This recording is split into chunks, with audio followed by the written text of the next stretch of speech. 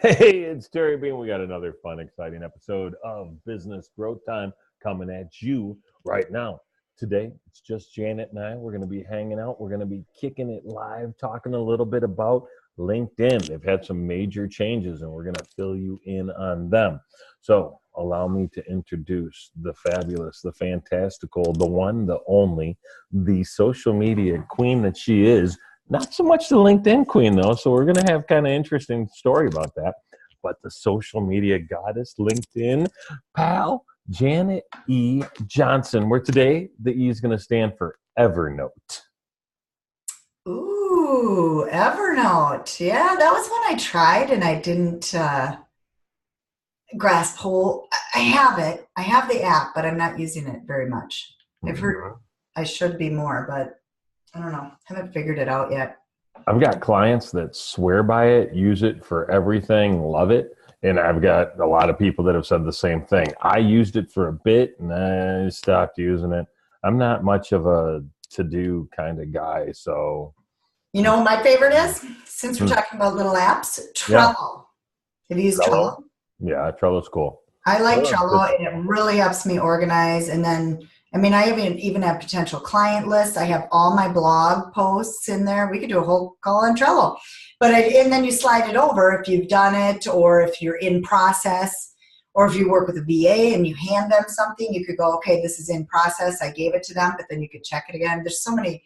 It's just super easy. And so I keep a lot of different segregated lists in there. So. Trello we used for developing software, right? It was a really cool thing for being able to take that agile methodology where you've got, okay, I'm going to work on this task and slide it through the phases of it. So it was a really, really cool tool. Yeah. I think I kind of went back to it. It was one of those things though I dropped it, and now I'm back.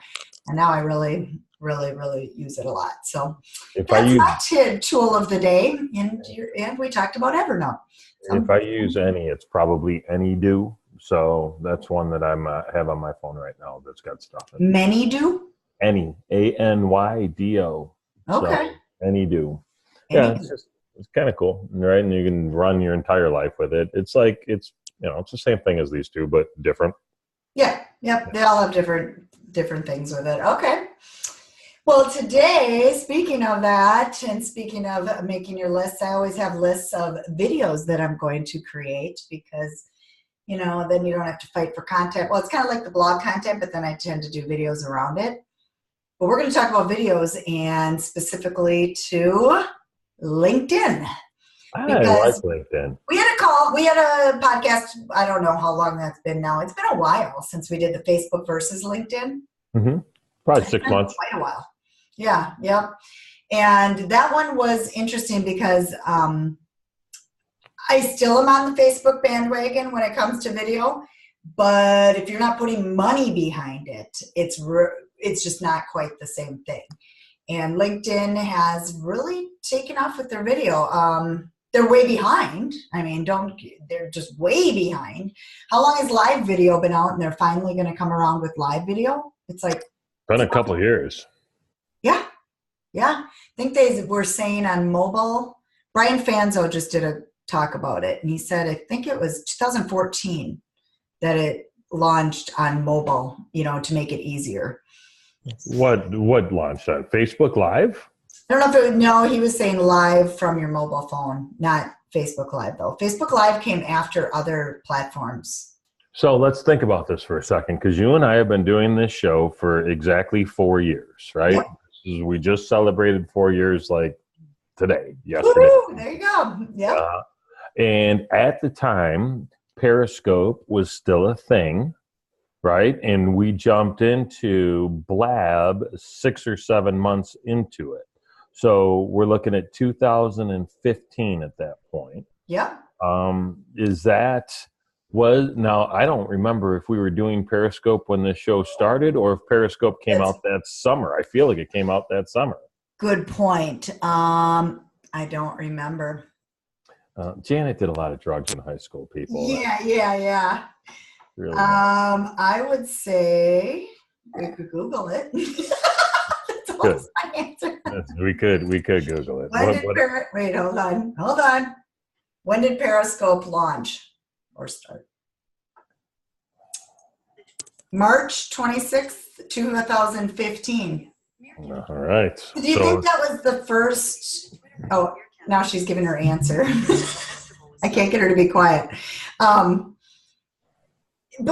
I think Brian was probably talking about a different platform than that, but that's just my guess. Even Periscope. Was Periscope actually truly the first live streaming app? Well, I mean, there's a difference between being first and being well used, right? So Meerkat was the other big one at that time. Yes. Does that still exist? I know. I think Meerkat got shuttered. Okay. And Periscope got purchased, as I recall. And Twitter owns Periscope. Yeah, exactly. But I can't really find out when Meerkat started. Yeah, so that might have been it too. So that's interesting because it goes way back, but it's back to LinkedIn. Dang, it takes them a long time to figure things out, doesn't it? Well, it's not even that, right? I think their purpose was so much different than these other sites that they weren't really trying to be like that. So can you please take him out? It's like me and my cats. Like, seriously, I don't know how many times he has to run back and forth before we actually take some level of action here. But it's just like...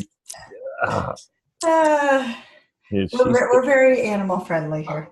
16, school's out today. Are you serious? She kicked him out of this floor is what she did. She locked it. She didn't actually solve the problem. It's nice Band-Aid. Anyway, sorry.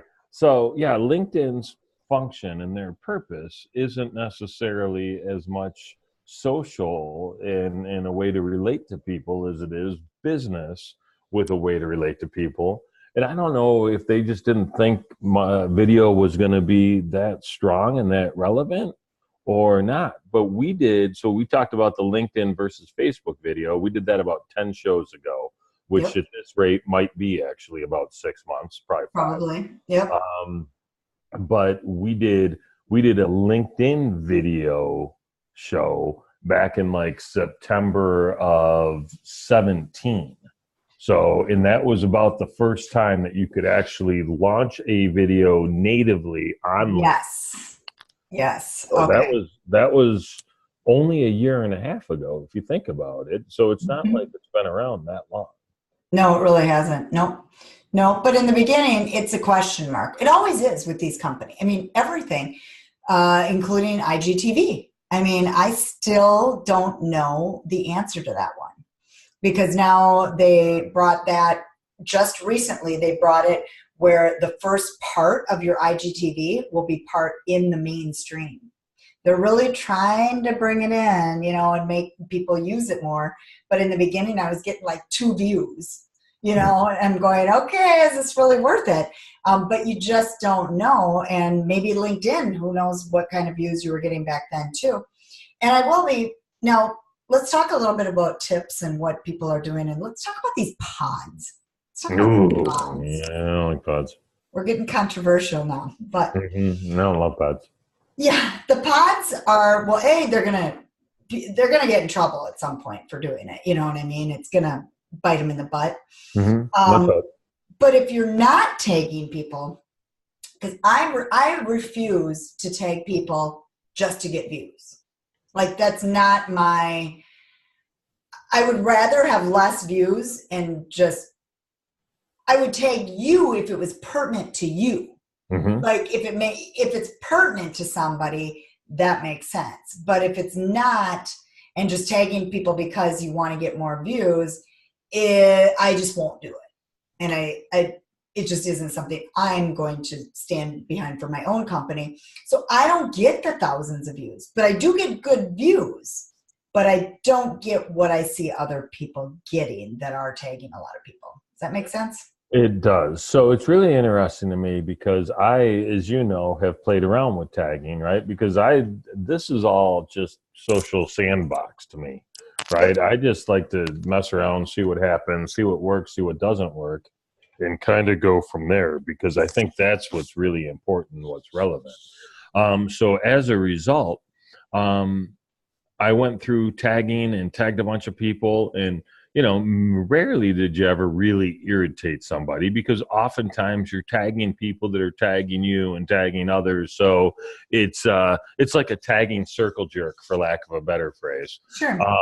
And so what I found, though, is over the 3 months or so of doing this, my views were higher on my LinkedIn profile, right? Yeah. The number of connection requests that I was getting actually went up. I grew my followers. Okay.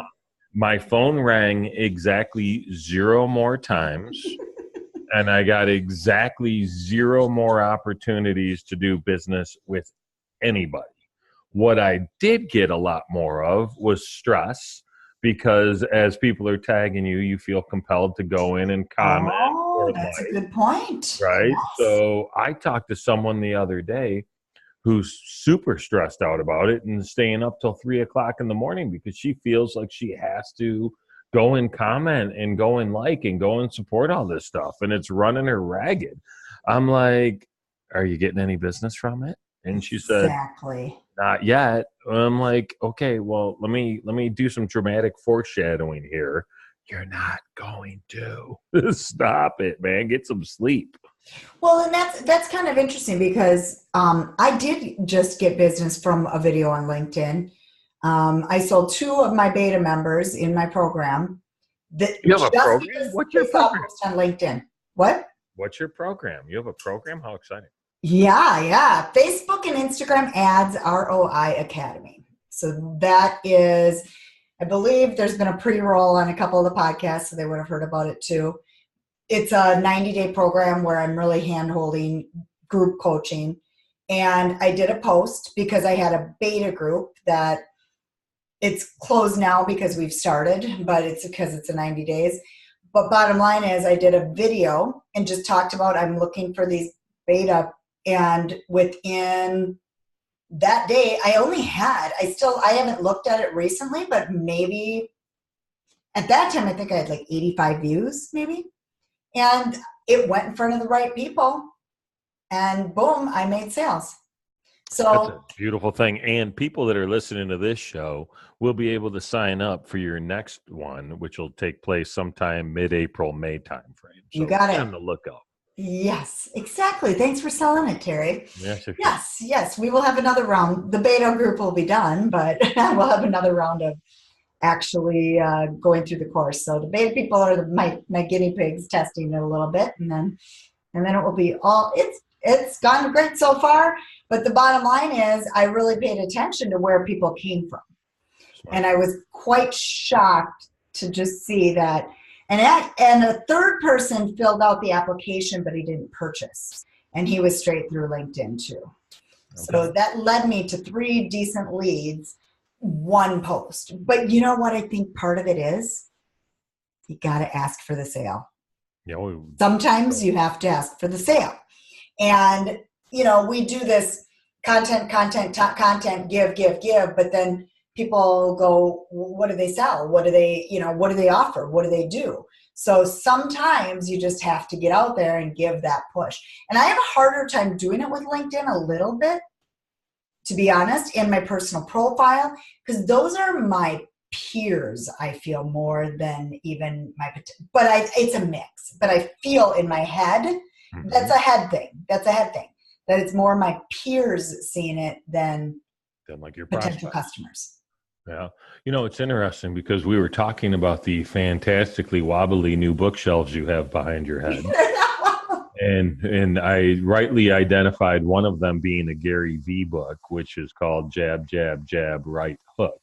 So conceptually, when you say you have to ask for the sale versus we put content out, we put content out, kind of like the whole premise of that particular book, is it not? Exactly. You got to give that right hook at some point. Yep. And I think that's where people I think we've had this talk in a podcast previous too.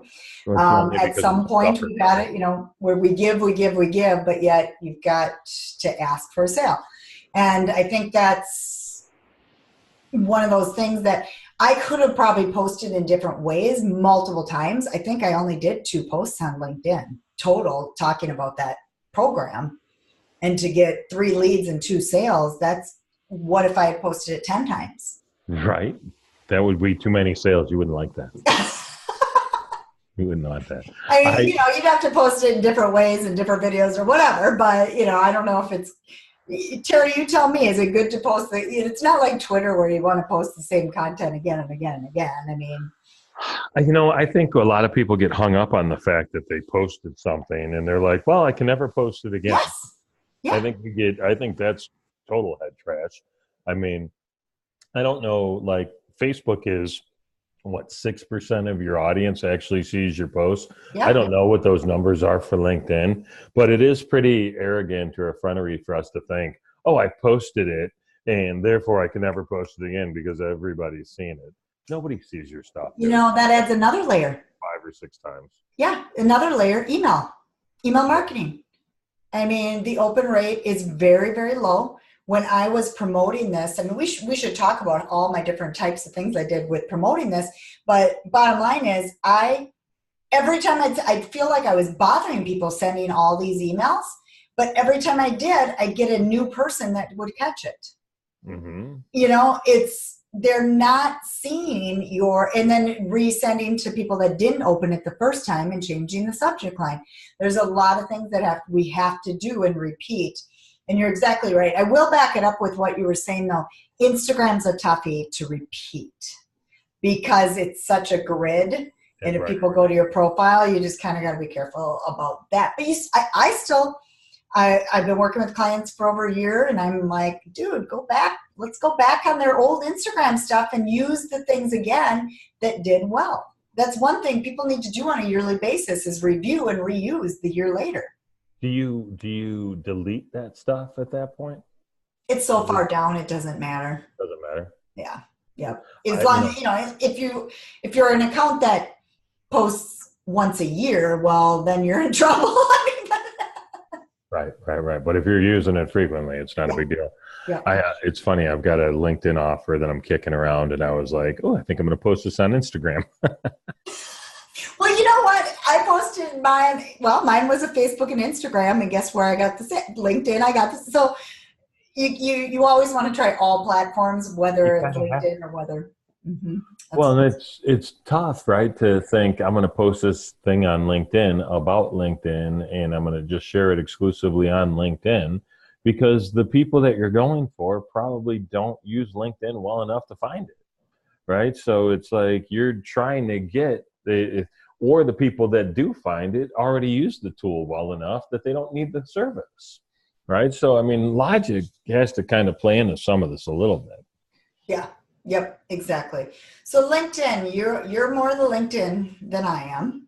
I LinkedIn. I'm giving in to it more than I ever have before. A little. Well, I mean, I was kind of into it many, many years ago, and then it fell off my radar. What do you think of LinkedIn live video, though? What's your thoughts? Yeah, so I'm excited to see it roll out. I don't know exactly when it will roll out. What I do know for sure is it hadn't as of yesterday. I think a lot of the content creators on LinkedIn are just going to keep creating content on LinkedIn. I barely think the folks that are using video there are going to notice any different. I think the people that are watching and consuming video there won't notice much of a difference either. I think what they'll probably do is they'll extend the reach, right? So they'll encourage people to use it. I think back when I first started, when they opened their blog engine back in 2014, which was LinkedIn Pulse, you could post something and get like 500 views or 1,000 views. I remember those days, yes. It's like, what? Why am I even having a blog anymore? I'm just going to use this. And we were all going to give up our blogs. Yeah, we were. I remember talking about that, yeah. And now, good luck. If you post something on that platform tomorrow, if you got 30 views on it, you probably did well. Right. So, I mean, that's just kind of how it ebbs and flows, right? Thousands upon thousands of views. Yeah. It was crazy. And I'm not saying you can't still, like, if you have great content and use the right keywords and maybe tag some of the right people, and if you actually get picked up inside a pulse, you could still get thousands of views. Sure. But I'm talking about in the old days, it was like a given. Yeah, Yeah. it's not that way.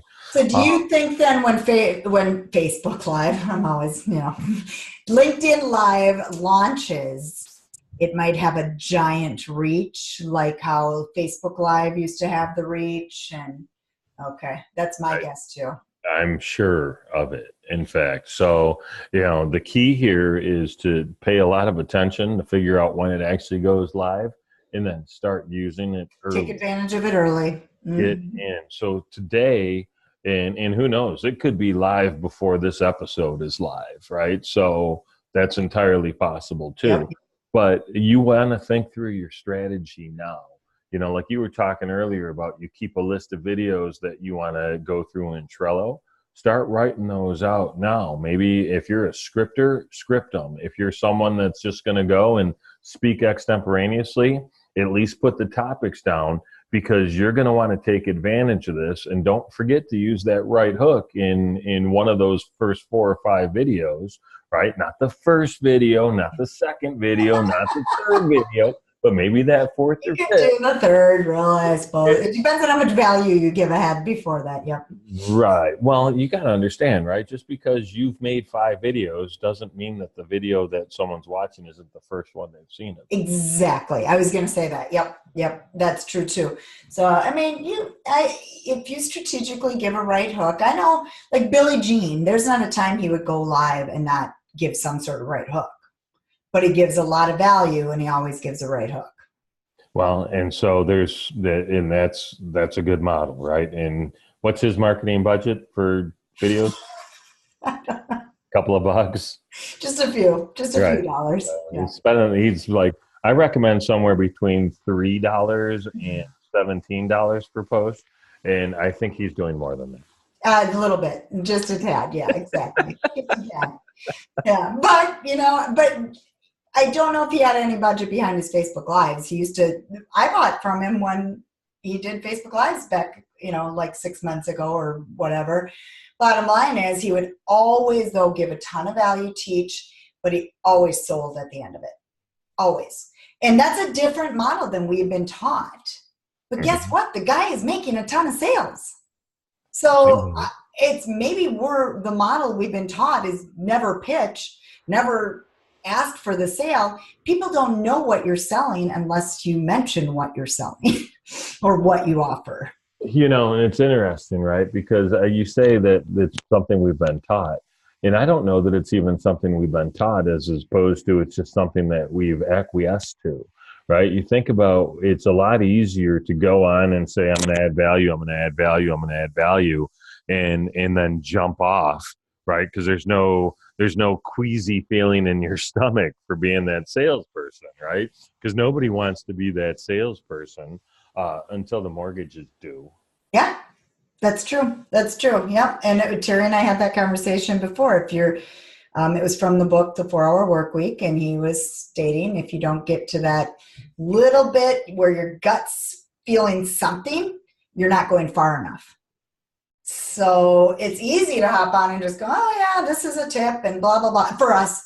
Now going on video would make a lot of people queasy alone, I mean, not you and me, Terry, but there's many people that, that alone does it. But I'm just saying, taking the extra step. And I think that's exactly what you're saying. If you don't feel that uncomfortableness of asking, then maybe you're not going far enough. I think it's worth testing. I think everybody needs to test it and see what happens. I mean, could be amazing what happens in the sales difference you see.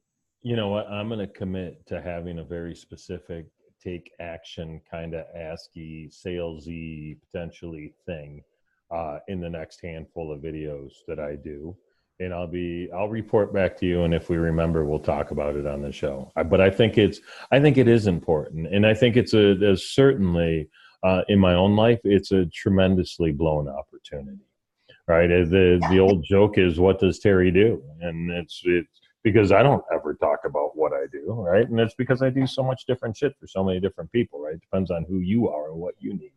Yeah. Now, that's not scalable, right? It's the opposite of scalable. And so I will hit specific on a product. So be our guinea pig, and I will do it too. And I definitely want to take advantage of the LinkedIn Live. I have not even been on Facebook Live in like month and a half probably. Now that changes next week, but it's only for a private group. And I don't just hop on Facebook Live anymore like I used to. It's just, I don't know. But it's not, I feel like it's not reaching the amount of people that it needs to anymore. So is it that important? I don't know. But I think, like we've always talked about, LinkedIn Live will be one to take advantage of right away. And we've got to see how it unfolds. And I really do kind of want to play with IGTV again too. Those are kind of my two playgrounds I want to play with and just see. I call them playgrounds. Most people hate doing video, but but I think it's, but the one thing I will say is in January, I did do a bunch of videos, 1-minute videos every week. And I did weekly. I didn't do daily. I think I did like 6 different videos, and I posted on Facebook, Instagram, LinkedIn, and Pinterest. I've never checked my Pinterest stats, but I do need to find those because I did put them all on Pinterest too. And LinkedIn did have, organically, I put no money behind anything, and they did have the most views. But I will say Instagram didn't come far behind. And I think that means that's more about who your following is and who, how many followers you have and your engagement and that kind of thing. But it wasn't too far behind for me was Instagram. But where would my potential client convert more likely? Probably LinkedIn because it's B2B. So. And that makes sense. And I'll tell you what's particularly interesting to me is we've talked about stats and where traffic is driven from for this show in particular. And Pinterest smoked all of it. It wasn't even close, as you recall. So the fact that you're posting there is good. And the fact that you'll be checking it out soon is probably better. Yeah, I need to. Well, the thing is, they only launched uploading videos directly there maybe 2 months ago. Really? You can always do videos on Pinterest. It's just you needed to share your YouTube link or that kind of thing, and then it would be a video. Now, and I've seen some really, really cool ones. Like the tall obviously would work better. There's a lot of beauty products. There's some really cool ones. So video is another place for videos, Pinterest. It's and you're making fun of LinkedIn and Pinterest just launched it 2 months ago.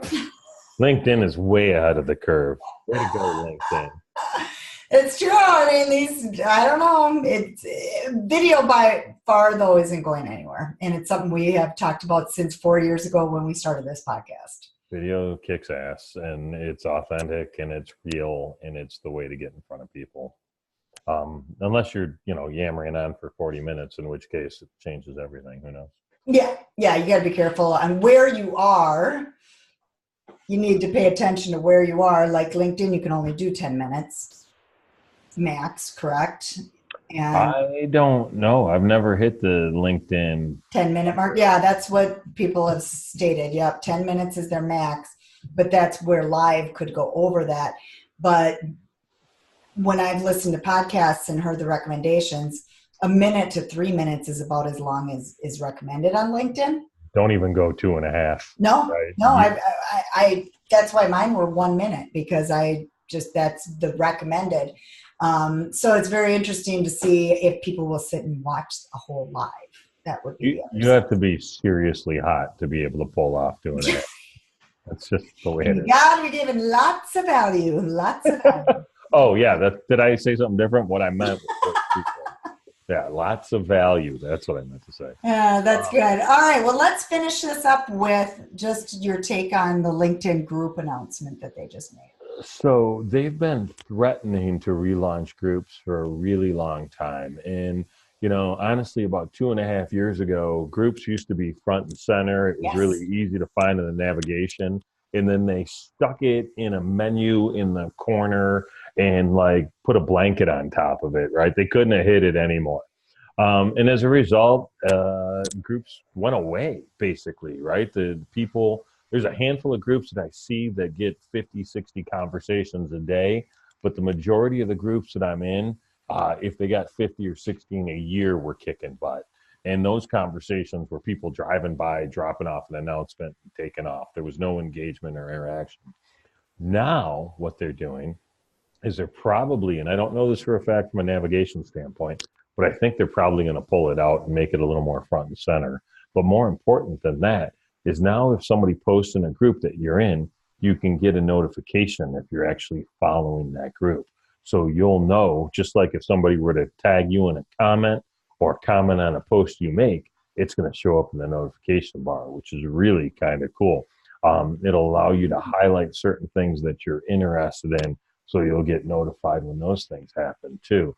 So it's really going to drive some traffic. In the last week, I've had a couple of conversations that I've started just asking questions on LinkedIn group, on the Motor City Connect group, and I've gotten like 15 to 17 responses.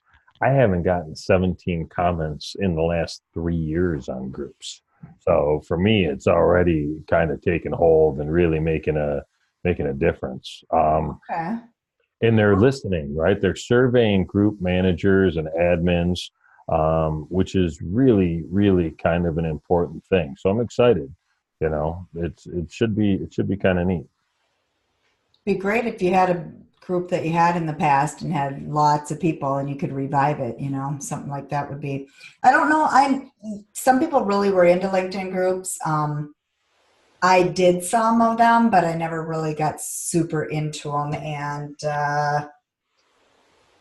you know, it was a place though. I know when they took away sharing of content, that was a big thing people were in an uproar about. Because you used to be able to share your own blog links and your own content into other people's groups. Mm-hmm. And didn't they and I think they even removed that even for admins or something, or, you know, I haven't followed it enough. You'd have to explain, but. So today, if you drop a post, you can have a choice of, like you wrote a blog post. You could share it to just the LinkedIn timeline. You could share it to LinkedIn and Twitter, or you could share it to a group, right? And you could make it public, or you could share it to individuals. So it's still not ideal. And I say today, but I haven't looked at this in 2 weeks. It's still not as much. I mean, it used to be that you could have a drop down and you could tag multiple groups and throw it into all of them. Yes. Yeah. But again, that goes to the same premise of, it's amazing to me how often we think we're adding value, but does it really matter if we think we're adding value, or is it more important if the audience thinks we're adding value, right? Yeah. And that's a big distinction that I wrestle with all the time too, because I'm like, oh man, I'm super helpful. I got all this knowledge and info and intel, and I'm giving it away and blah, blah, blah, blah. But is it really valuable if no one else thinks it is? I don't know. Yeah. Interesting. Very interesting. That's a good, well, you're going to be valuable to somebody. Right. To somebody, but there could be one in that crowd. Might not be everyone, but it could be one in that crowd. So you got to always remember that too. Yeah. Probably won't be everyone. Let's be honest. Exactly. Unless it's a really interesting crowd. I don't know what the adverb is there, or adjective for that is. What kind of crowd is it? Oh, I don't know. Good. You know, well, this was a good conversation. I think so. We talked about a ton of things. We talked about, you know, actually asking for a sale. We talked about all the different platforms really and how they're handling video. But then we really honed in on where LinkedIn is going with their video and their groups. Yeah. And you know what? I'm going to watch this. Check this out. Mark the calendar. So the last couple of weeks, I put together this very special LinkedIn offer where I'll actually do it for you, right? So I'll take the interview, sit down with you, talk. Maybe you can send me a CV or a resume, whatever the case may be, if you don't want to do the interview piece. But I'll write up the profile. And then once that's done, because of that work, we'll be able to figure out what groups you need to be a part of, what kind of content you need to put together. I'll help you figure out how to gather that content. I'll show you the tips and tricks that I use. And then I'll go through and I'll teach you step by step how to use the platform. Price point's really good. It's $600.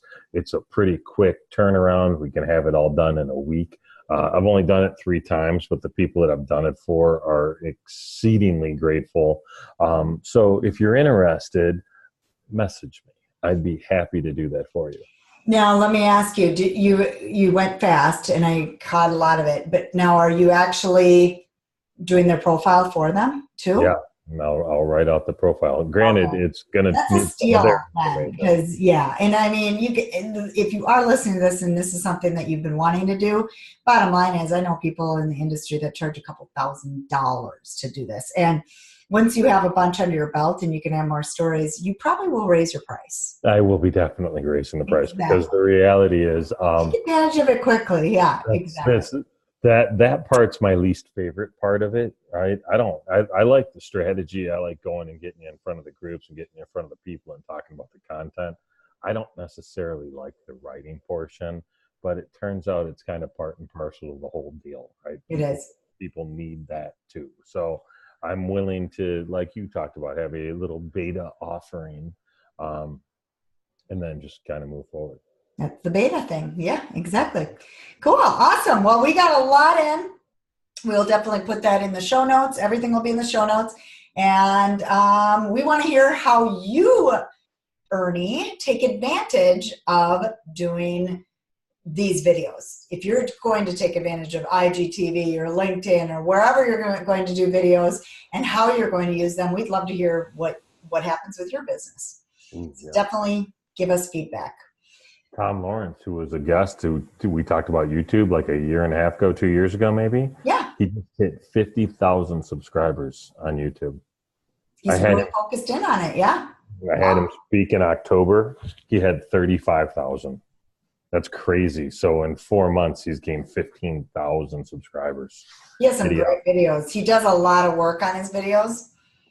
That's incredible. So yeah, staying focused though, and he's, YouTube's fantastic for the search engine, so I would not give YouTube up either, but you can always repurpose this content. And let's finish with one tip that Brian Fanzo said that he does. He takes does a LinkedIn video, and then he takes the URL. Exactly. Fanzo, that's for you. And at the end, he takes the link URL and posts that over to Twitter a bunch of times, and then talks about it and leads them back. So that gets him a bunch more video viewers. I like that strategy over tagging a bunch of people that shouldn't be tagged. Do you know what I mean? So he puts the video on LinkedIn and then tweets it, is what you're saying? Yeah, that makes a lot of sense. Mm-hmm. Right? Yep. Repeatedly. So my tip for you guys is, if you're going to spend a bunch of time making content, spend 4 times that amount of time promoting the content, because that's what you got. Yep. Just continuously push it out. Awesome. Well, join us at our group, and that's businessgrowthtime.xyz. And you can also find all our past episodes. Like we said, this is, I think, the 3rd LinkedIn video one, and we've talked lots of video on all our podcasts. And you can find that at businessgrowthtime.com/podcasts. Find all the past ones. Thank you for joining us. See you soon.